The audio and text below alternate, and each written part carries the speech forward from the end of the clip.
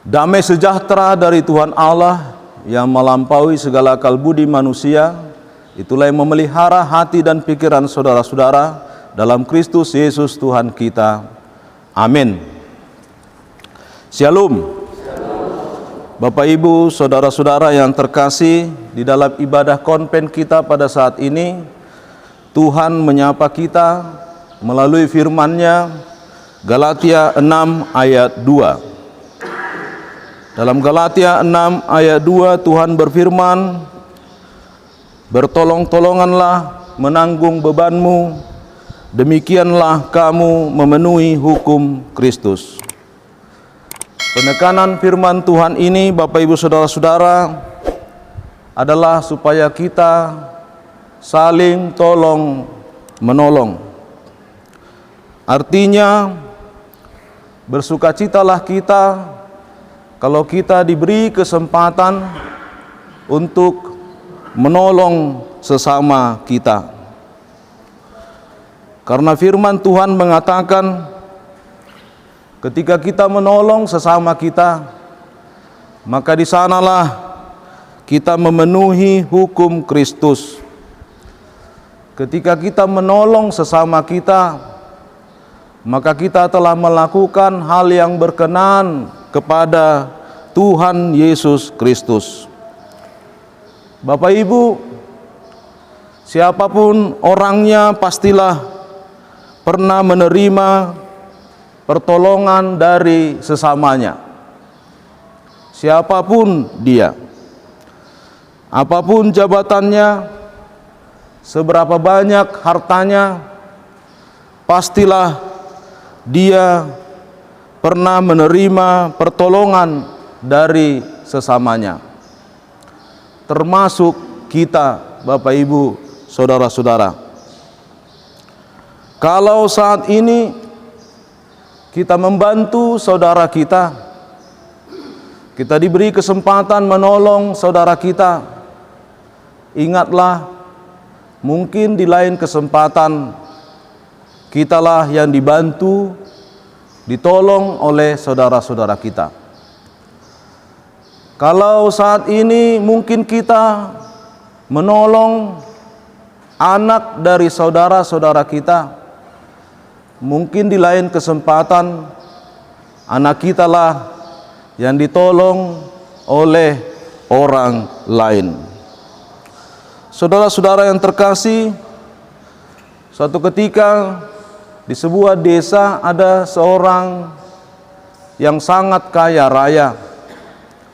Dialah yang paling kaya di desa tersebut. Ia memiliki banyak harta. Sawahnya sangat luas. Suatu ketika di tengah-tengah kerumunan banyak orang, satu desanya ia berkata bahwa apapun pekerjaan dapat dia lakukan. Dan dengan pongah dia mengatakan ia tidak membutuhkan orang lain. Sebab karena banyak uang, banyak harta, apapun bisa dia kerjakan. Lalu tibalah panen. Ketika panen tiba, bingunglah orang kaya tersebut untuk memanen hasil panen dari sawahnya. Karena ketika dia meminta orang untuk membantu mengambil hasil panen dari sawahnya, orang-orang berdalih, memberikan banyak alasan. Orang kaya itu pun berkata, "Aku akan memberikan upah lebih dari biasanya." Tapi tetap saja orang-orang menolak. Mengapa? Karena mereka tersinggung. Mereka mengingat apa yang dikatakan oleh orang kaya itu, bahwa dia tidak membutuhkan orang lain. Apapun pekerjaan dapat dia lakukan.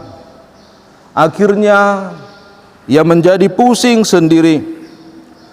Ia tidak mampu memanen semua hasil panennya. Orang kaya itu belajar walaupun banyak harta, banyak uang, bukan berarti bahwa semuanya dapat dia kerjakan seorang diri. Ia membutuhkan saudara-saudaranya, sesamanya. Bapak Ibu saudara-saudara, inilah gambaran bahwa kita memang membutuhkan pertolongan saudara-saudara kita. Siapapun orangnya, dia tidak dapat lepas dari bantuan sesamanya. Itulah sebabnya manusia itu dikatakan juga sebagai makhluk sosial. Kalau tidak ada jiwa sosialnya, maka dia bukan manusia. Yang dinamakan manusia adalah kalau dia memiliki jiwa sosial.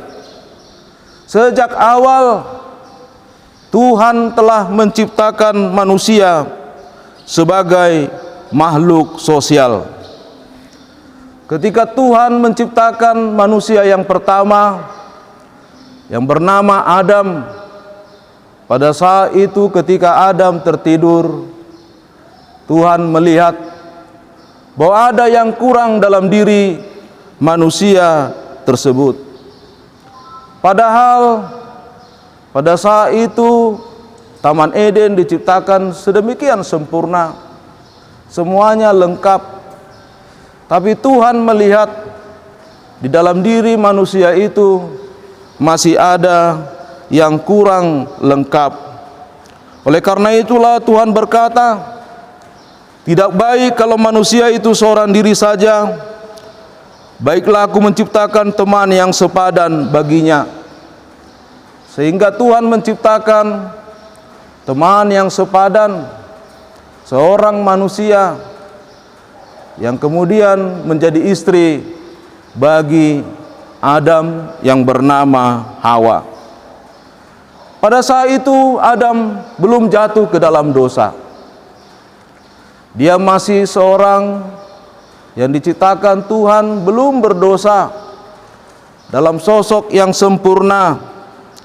Tetapi Tuhan melihat bahwa dia juga membutuhkan penolong, membutuhkan orang lain.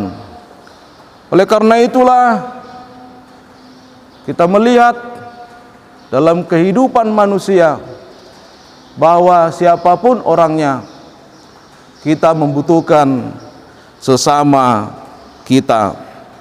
Kita membutuhkan berinteraksi dengan saudara-saudara kita.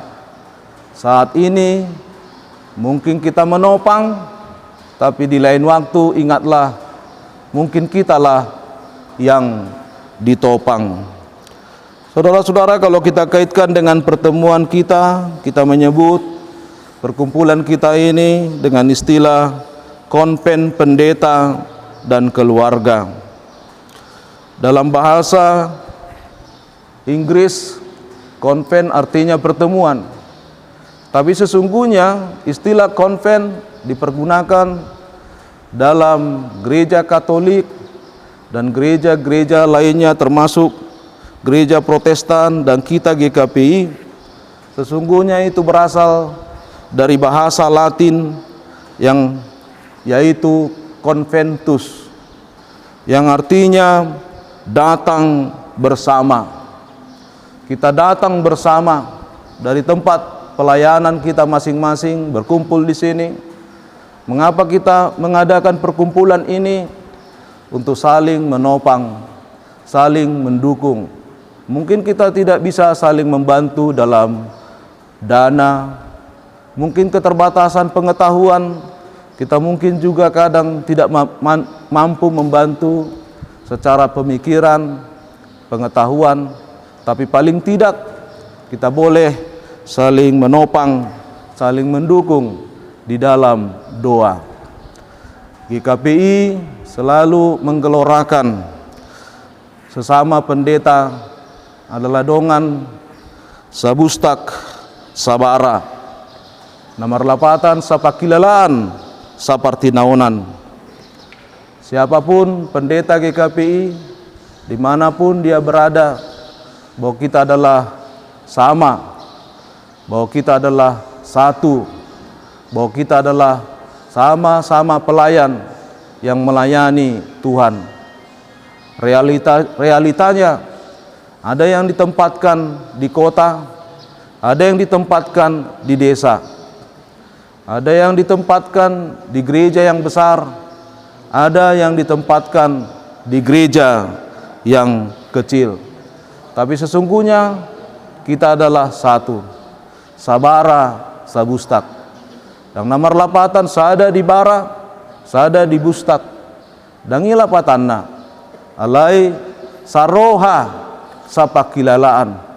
Bahwa kita adalah satu, sama-sama pelayan Tuhan yang kebetulan melayani di GKP yang kita cintai ini.